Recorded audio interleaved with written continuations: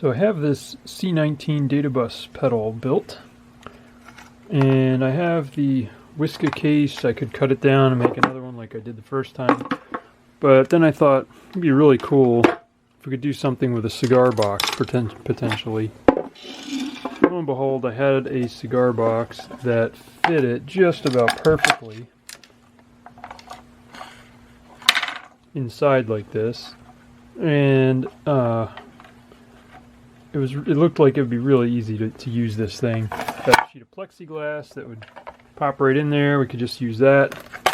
And I thought, it'd be really cool to take the lid off, but it'd be even cooler if you could keep the lid on and have a lid that you can open, but also have it so that you can slide the lid some direction that would pop off completely, which we can do by cutting the hinges a little bit. So we'll see if that works out. The only challenge is these switches stick up pretty high, and in order to get them to close inside, we'd have to cut this face down about 0.2 inches. So I think that's what I'm going to do, is give that a try. These jacks can't fit this way because it's, it won't go deep enough. The quarter-inch plugs are too long. So we turn them this way, and that will fit. So we'll have our output there, we'll have our input on this side, and we'll have our power somewhere up here, I guess, or maybe over here. And you will be able to close and open the lid and remove it. So that is going to be really, really cool. Let's see if we can hammer this pin out of the hinge here.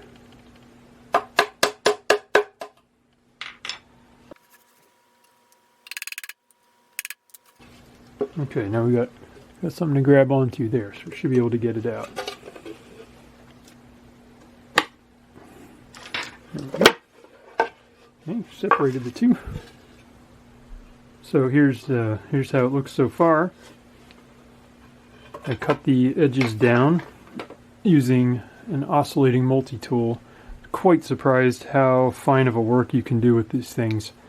I did tape a guide to the edge first, and this nice straight piece of wood actually, and then I used that to guide this piece in, and then I worked it at an angle and just cut all the way across, and it cut real smooth and clean. So here we go. Next step is cutting the holes for the controls. So this time I got a little extra smart. I put double-sided tape under the paper here so that it doesn't slide while I'm trying to cut the holes. And I also wrote down what drill sizes I used on the first C19 that I built that worked really well. 11/32 for the pot, 19/64 for the switches, 1/4 inch for the momentary switches, and I used 0.144 diameter for the 4 holes. But I'm going to drill those after I get the circuit board aligned with it. After these parts are screwed in. That way I'm sure that I've got those lined up right. So here we go.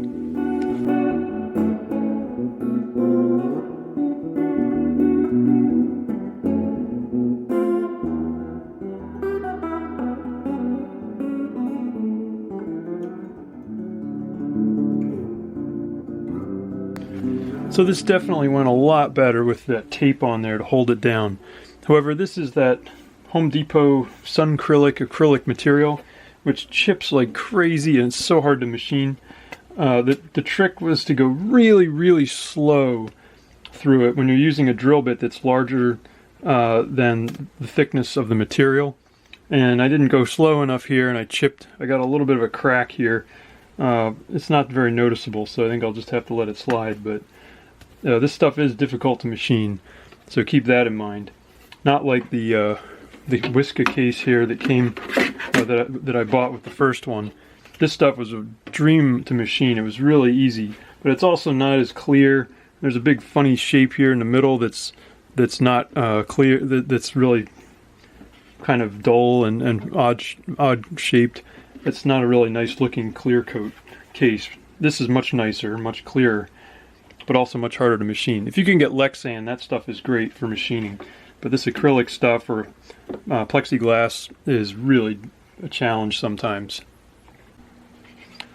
Okay, here's what we have so far. The plastic panel is all set. We just have to drill holes on the sides for a couple of screws to go in, hold it together.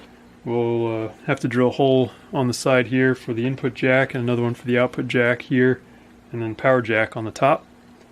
And got it set now so that the lid, once we get these hinges rebuilt, the lid will pop right on like this. Beautiful fit. It closes all the way, completely tight. And we'll modify these hinges so that we can open the lid and then slide it sideways to disconnect it. Then you'll just have the bottom half. Well, it took quite a bit of drilling and chiseling here. I had to thin the walls down so that the jacks would fit, so that the nut fits on the outside here. And then here's the other hole for the input on this side. Also had to chisel that one thinner. And this is the power jack hole, which does not have to be thinned down. It's just about the right thickness. I'm going to go ahead and put some Danish oil on the inside of these surfaces just to give it some extra protection for long term. This is just coming together amazingly. So I did some really crazy mods on here. First I added my 2.4K resistors to the LED brightness points so that the LEDs on the oscilloscope are brighter. I also added 3 aqua colored LEDs and 2 blue LEDs for ground lighting effects. It's really awesome. And finally I put a LED across the diode that bypasses the relay, and I put the LED on that to indicate when it's bypassed, because the original LED does not, at least in the first one of these I built, it does not work. They didn't say anything about it in the notes. There's no part number associated with the LED there, and if I stick it there, the bypass button doesn't work. So because it interferes with the latching circuit. So instead I put this LED here across the relay, which is where it always should have been. So we're going to button this whole thing up here. I've got some basically 140-year-old screws that I pulled out of a harmonium.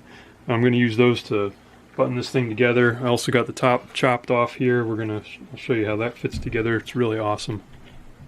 One thing I'd like to complain about with this kit are the screws that are included that go on the standoffs are just too long, and it ends up you can't tighten it down all the way if your case clear lid is not thick enough.